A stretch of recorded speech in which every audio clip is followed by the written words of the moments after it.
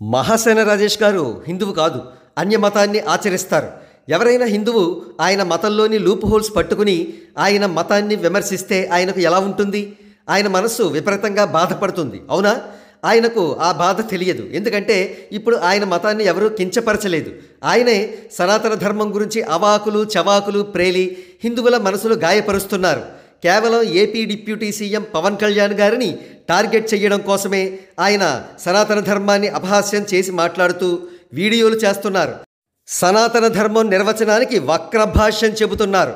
సనాతన ధర్మం అంటే అనాదిగా ఆచరణీయ ధర్మం అని, అది హిందువులు ప్రాక్టీస్ చేస్తారని చెప్పకుండా డొంక తిరుగుడు కబుర్లు చెప్పి చివరకు హిందువులకు కూడా సనాతన ధర్మం అంటే ఇష్టం ఉండదని సెలవిచ్చారు ఈ ప్రబుద్ధుడు.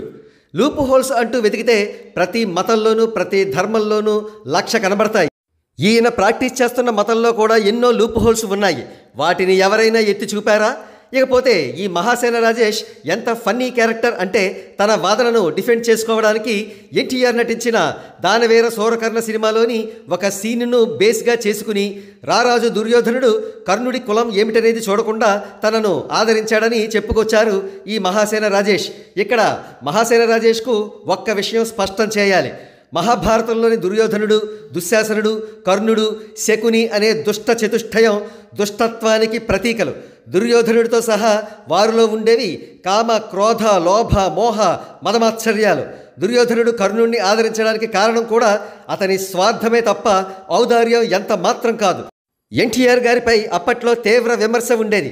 ఆయన పౌరాణిక చిత్రాల్లో నెగిటివ్ పాత్రలను పోషించినప్పుడు మహాభారతాన్ని వక్రీకరించి కల్పిత కథలను వ్రాయిస్తారని, అటువంటి సినిమాలను ప్రామాణికంగా తీసుకుని మహాసేన రాజేష్ తన వాదనను సమర్థించుకోవడం గర్హనీయం. ఇంతకీ మహాసేన రాజేష్ అసలు బాధ ఏమిటంటే, సనాతన ధర్మ పరిరక్షణ స్టాండ్ తీసుకుని పవన్ కళ్యాణ్ గారు జాతీయ స్థాయి నాయకుడిగా ఎదిగిపోతున్నారని.